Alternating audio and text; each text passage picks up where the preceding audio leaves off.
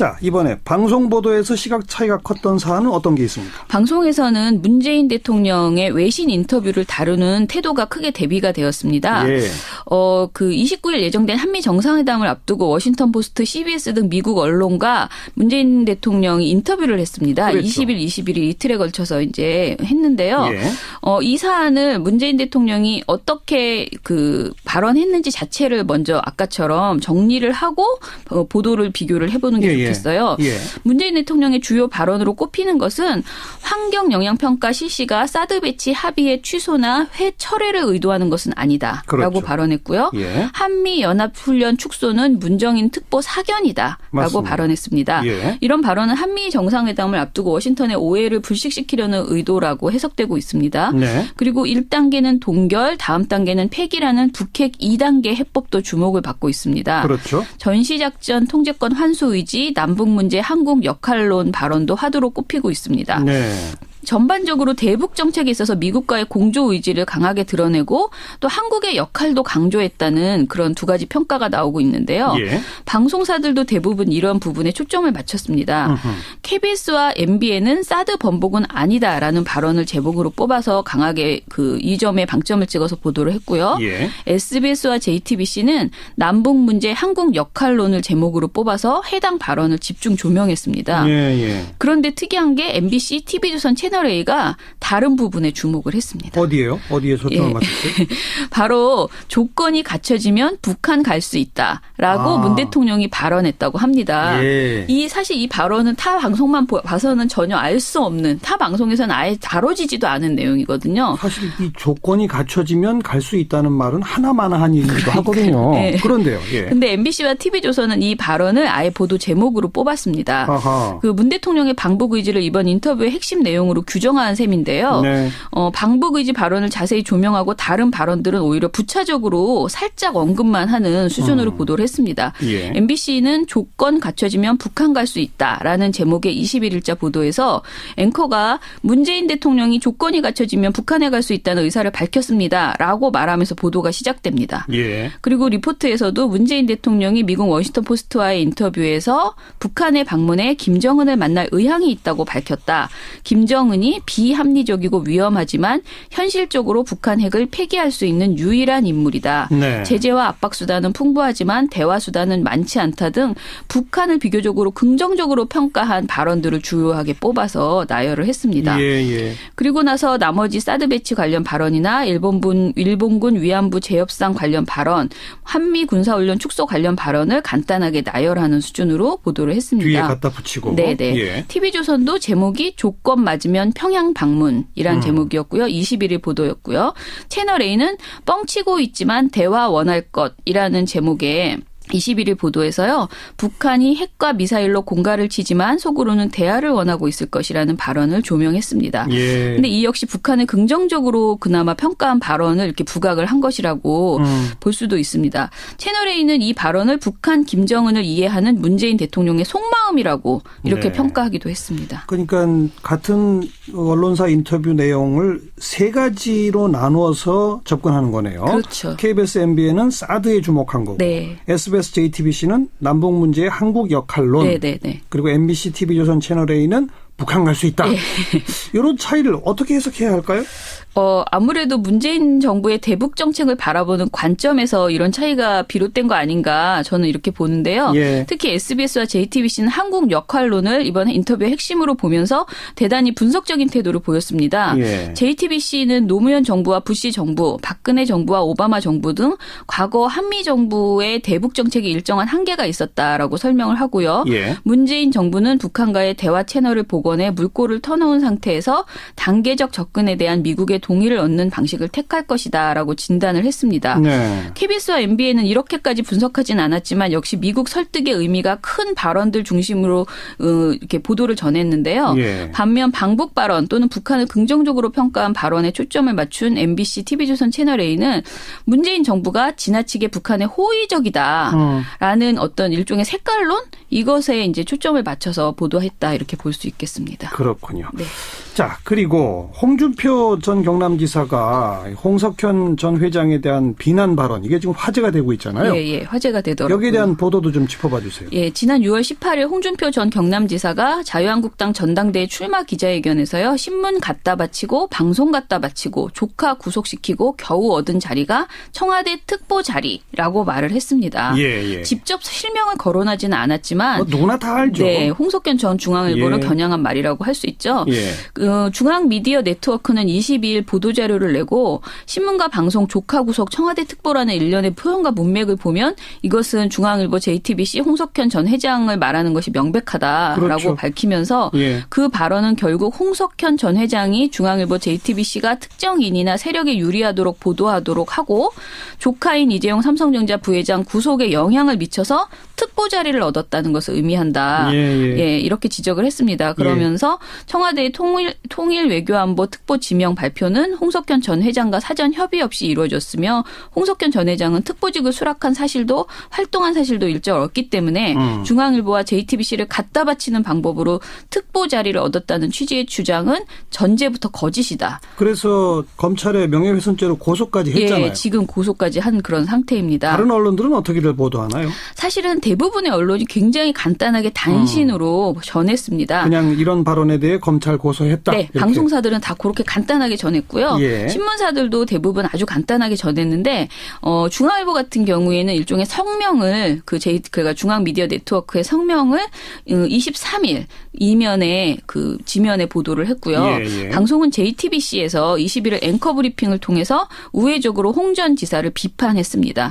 손석희 앵커가 미셸 오바마의 그들은 저급하게 가도 우리는 품위 있게 가자라는 말이 아직 유효하다면서 예. 그 발언이 2012년 미국의 민주당 전당대회에서 나온 말이라고 했고요. 예. 그러면서 며칠간 계속된 전당대회를 언급했고 연사들의 연설 자체가 아무 말 대잔치라고 꼬집기도 했습니다. 아무 말 대잔치. 네. 예. 홍 전 지사를 직접 언급하지는 않았지만 다시 인용해서 말하기도 민망한 수준이다. 뇌에서 필터링을 거치지 않고 막 내던지는 말이다 하하. 등의 강도 높은 비판을 알겠습니다. 했습니다. 결국 당사자인 중앙일보랑 JTBC는 따끔하게 반격하는 보도들이 있었고 그렇죠. 나머지는 그냥 간략한 단신. 네, 간단하게 전했습니다. 어떻게 수사가 진행될까요? 한번 지켜봅시다. 오늘 여기까지 수고하셨습니다. 예, 감사합니다. 미디어 포커스였습니다. 민주언론시민연합의 김원경 사무처장이었어요. 한 주간 언론의 보도 동향을 살펴보는 미디어 포커스 시간입니다. 민주언론시민연합의 김원경 사무처장 어서 오십시오. 안녕하세요. 네, 이번 주에는 신문보도, 방송보도에서 서로 좀 논조의 차이를 뚜렷하게 드러낸 네네. 그런 보도를 한번 점검해봤으면 좋겠는데 먼저 신문보도에서 논조 차이가 크게 보인 건 어떤 거였습니까? 저희가 보니까 뭐 여러 가지 있지만요. 제일 관심 있는 게 전 요거여서 지난 19일에 전국 법관 대표회의에 참석한 판사 100명이 네. 판사 블랙리스트 등 대법원의 사법개혁 저지 사건에 대한 추가 조사를 의결을 했습니다. 그랬죠.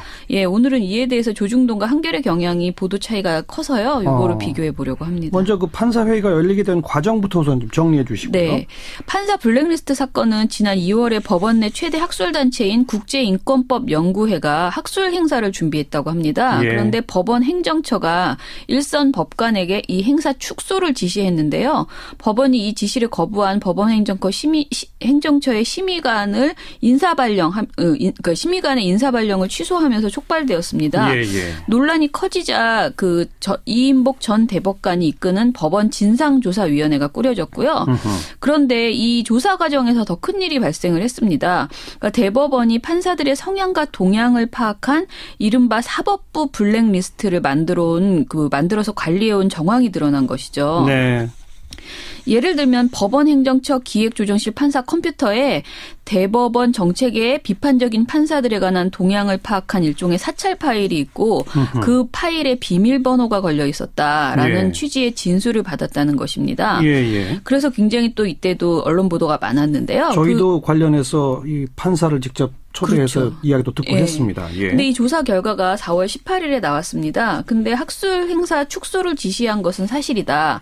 그러나 일선 판사들의 행적을 관리했다는 이른바 사법부 블랙리스트 의혹에 대해서는 사실 무근이다. 이런 조사 결과였고요. 예. 문제가 된 PC 속 자료조차 확인하지 않고 그저 그냥 법관 블랙리스트는 존재하지 않는다는 결론을 내린 것입니다. 그랬죠. 그 외에도 조사위가 법원행정처가 조직적으로 외압을 행사했다는 정황을 확인하고도 책임자 추궁이 없이 법관들의 자유로운 토론과 의견 수렴으로 문제를 해결하겠다는 조금 황당한 대안만을 내놓기도 했습니다. 네. 그러자 그 100명 판사 100명이 모인 전국 법관 대표 판사회의가 8년 만에 개최가 되어서요.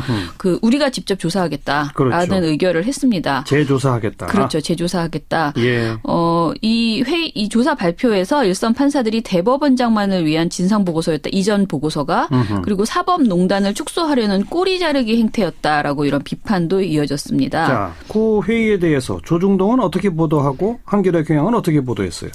일단 관련 논조가 크게 갈렸다고 했잖아요. 경향신문과 한겨레는 이번 회의가 사법개혁의 마중물이 될 것을 기대했으나 기대한다라고 이렇게 전했고요. 조중동은 네. 사법농단이라는 사안의 본질 자체는 외면한 채 그 법관 회의 참가 법관들의 성향과 논의 과정상의 문제점이 심각하다라고 하면서 이 사안을 물타기하는 듯한 그런 태도를 보였습니다. 예. 조중동이 지적한 것은요.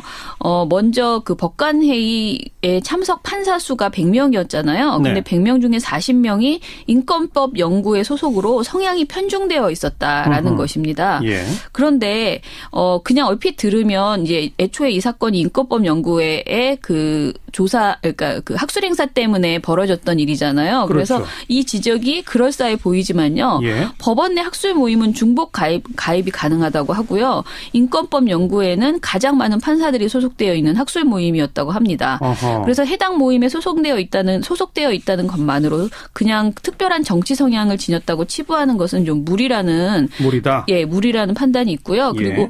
각급 법원에서 대표를 선출해서 올라온 거거든요. 이 100명이. 그런데 그렇죠. 그 과정에서 인권법 연구회 소속 판사에게 특별히 가산점을 부여해서 선출된 것이 아니라는 것이죠. 아니죠. 예. 네, 이런 모든 것을 두고 봤을 때 무조건 100명 중에 40명이 인권법 연구회 소속이니까 성향이 편중되었다. 그러니 이 회의가 문제다라고 결론을 짓기에는 좀 무리가 있다라고 이렇게 볼 수 있습니다. 실제 근데 보도 내용을 보면요. 동아일보는 두 건 보도에서 이런 얘기를 합니다. 회의 참석자 사이에서는 이번 법관회의 개최를 주도한 인권법 연구회 측이 사실상 의사결정 과정을 독점했다는 불만이 나왔다.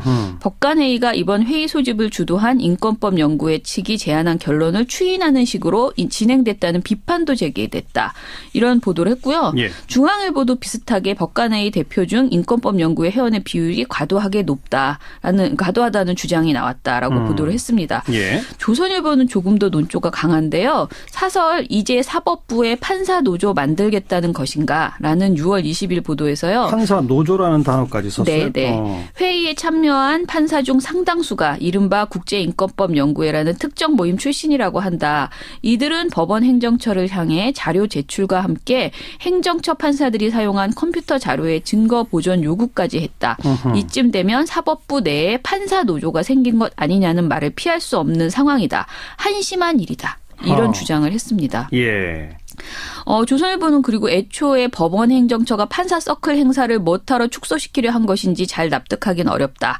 그렇다 해도 이 문제가 8년 만에 그러니까 법관 대표회의가 열릴 만큼 중대한 사안인지도 의문이다. 이렇게 또 지적을 했습니다. 한마디로 별일 아닌 것으로 이번 사태를 치부를 했죠. 예. 반면 경향신문은 다른 논조였습니다. 회의에서 논의한 내용이 급여 인상 등 근로조건이 아니라 헌법이 보장한 법관 독립인데 판사 노조 운운한 것은 사법은 물론 노조에 대한 이해도 결여된 주장이라는 이런 일선 판사의 목소리를 전달을 했습니다. 네. 그 특정 연구 모임 소속 판사들이 너무 많다. 이걸 하나 지적했고 또 회의 분위기가 뭐 문제 있다. 이런 보도들도 많이 있었지 않았어요? 네, 있었습니다. 그 조선일보는 먼저 판사 대표 그러니까 그 2명의 사퇴를 빌미로 회의 과정이 비민주적이었다라는 것을 지적을 했습니다. 판사 대표 가운데 2명이 사퇴하긴 했어요? 네. 대표적 보도는 판사회의 최악이었다라는 6월 22일자 보도인데요. 회의 이후에 판사 대표를 사퇴한 설민수 서울중앙지법 부장판사의 발언을 실었습니다. 네. 이 부장판사가 회의는 생각하기도 싫다. 내가 생각하는 법원은 이게 아닌데 최악의 모습을 봤다. 내가 왜 이 일에 관여해서 회의에 갔는지 후회된다라는 발언을 했거든요. 그래요? 근데 이 발언을 전하면서 그런데 구체적으로 어떤 의견을 냈고 어떻게 반박을 했고 왜 최악이라고 평가할 만한 상황이었는지 등은 전달하지 않았어요. 보도에서. 그냥 이분의 그 발언만을 그대로 인용을 했고요. 법관 대표회의에서 회의 안건과 진행 방식 등에 대해 문제를 제기했다가 일부 판사들로부터 잇따라 비판을 받았다고 이렇게만 요약해서 보도가 전해졌습니다. 네. 이 기사의 목적이 회의 자체가 비민주적이고 폭력적인 방식으로 진행되었다는 인상을 전달하려는 것에 있지 않느냐라는 인상을 확 주는 그런 보도였습니다. 같은 날 동아일보에서도요. 회의 속기록 공개하라 효율증 앓는 법관회의라는 보도에서 익명의 회의 참석자들의 발언을 이렇게 전했습니다. 반대 의견을 낸 사람들이 마치 몰매를 맞는 것 같았다. 결론은 이미 정해둔 채 형식적인 정당성을 확보하려는 회의였다. 이런 내용을 전했고요. 반면 경향신문과 한겨레는 이번 회의에서 토론이 유례 없이 활발하게 이루어졌다는 점을 강조하는 그 내용들을 보도했습니다. 그래요? 예를 들어서 경향신문은 법관회의를 판사노조 운운 사법개혁 저지하려는 구태라는 21일자 그 보도에서요. 전날 법관 대표회의에서는 참석자 상당수가 발언하는 등 활발한 토론이 이루어진 것으로 전해졌다. 의장이 한 번 발언을 한 사람은 제외하고 발언 기회를 주는 식으로 배려했다라는 참석자의 발언을 전했습니다. 뭐 서로 다 참석자의 발언을 전하는데 내용이 다르네요. 네, 맞아요. 한겨레에서는 법관회의와 관련해 아래로부터의 민주주의가 실현된 첫 법관회의라는 긍정적인 평가가 나왔다는 그 참석한 판사의 발언을 전했어요. 참석자들이 적극적이고 열정적으로 토론했고 큰 이견 없이 대부분 원안대로 통과됐다라는 평가를 전했습니다. 그래요. 그러니까 100명 정도나 모였으니까 그날의 회의 결론에 좀 적극적으로 찬동하시는 분들은 회의 분위기도 아주 좋았다라고 평가하는 것 같고 회의 결과에 조금 좀 못마땅한 게 있는 분들은 회의 분위기도 안 좋았다라고 평가하는 것 같고. 근데 이거를 이제 이 회의 자체를 비판하는 도구로 비민주성 뭐 이런 식의 주장을 하는 건 좀 무리라는 생각이 듭니다. 있다. 이런 차이를 어떻게 해석해야 할까요? 아무래도 문재인 정부의 대북 정책을 바라보는 관점에서 이런 차이가 비롯된 거 아닌가 저는 이렇게 보는데요. 특히 SBS와 JTBC는 한국 역할론을 이번 인터뷰의 핵심으로 보면서 대단히 분석적인 태도를 보였습니다. JTBC는 노무현 정부와 부시 정부, 박근혜 정부와 오바마 정부 등 과거 한미 정부의 대북 정책에 일정한 한계가 있었다라고 설명을 하고요. 문재인 정부는 북한과의 대화 채널을 복원해 물꼬를 터놓은 상태에서 단계적 접근에 대한 미국의 동의를 얻는 방식을 택할 것이다라고 진단을 했습니다. KBS와 MBN은 이렇게까지 분석하진 않았지만 역시 미국 설득의 의미가 큰 발언들 중심으로 이렇게 보도를 전했는데요. 반면 방북 발언 또는 북한을 긍정적으로 평가한 발언에 초점을 맞춘 MBC TV조선 채널A는 문재인 정부가 지나치게 북한에 호의적이다라는 어떤 일종의 색깔론 이것에 이제 초점을 맞춰서 보도했다 이렇게 볼 수 있겠습니다. 그렇군요. 자, 그리고 홍준표 전 경남지사가 홍석현 전 회장에 대한 비난 발언 이게 지금 화제가 되고 있잖아요. 화제가 되더라고요. 여기에 대한 보도도 좀 짚어봐 주세요. 지난 6월 18일 홍준표 전 경남지사가 자유한국당 전당대회 출마 기자회견에서요. 자, 이번에 방송 보도에서 시각 차이가 컸던 사안은 어떤 게 있습니까? 방송에서는 문재인 대통령의 외신 인터뷰를 다루는 태도가 크게 대비가 되었습니다. 그 29일 예정된 한미 정상회담을 앞두고 워싱턴 포스트, CBS 등 미국 언론과 문재인 대통령이 인터뷰를 했습니다. 20일, 21일 이틀에 걸쳐서 이제 했는데요.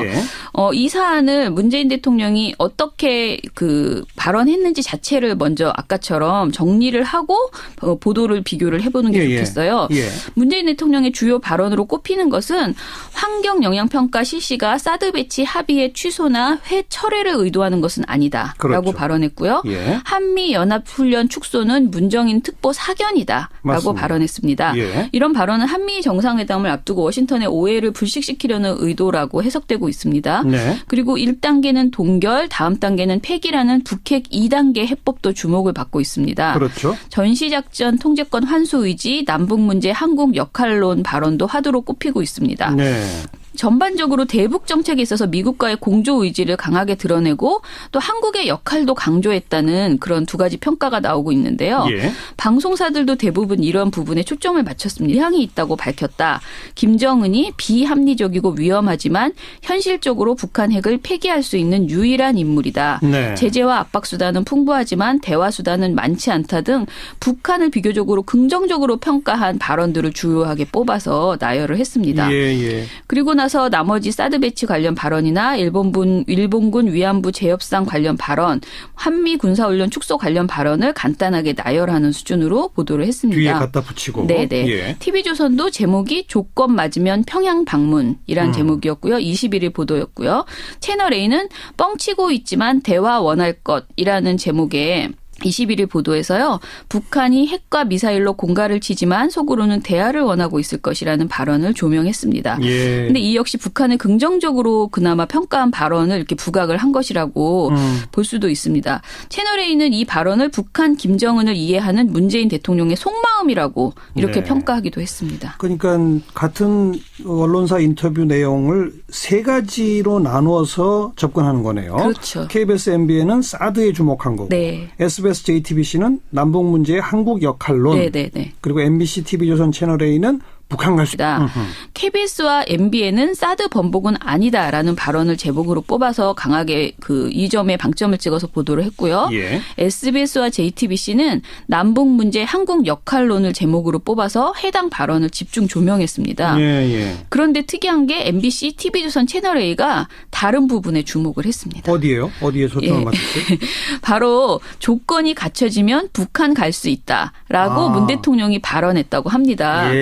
사실 이 발언은 타 방송만 봐서는 전혀 알 수 없는, 타 방송에서는 아예 다뤄지지도 않은 내용이거든요. 사실 이 조건이 갖춰지면 갈 수 있다는 말은 하나마나한 얘기기도 하거든요. 네. 그런데요. 근데 MBC와 TV조선은 이 발언을 아예 보도 제목으로 뽑았습니다.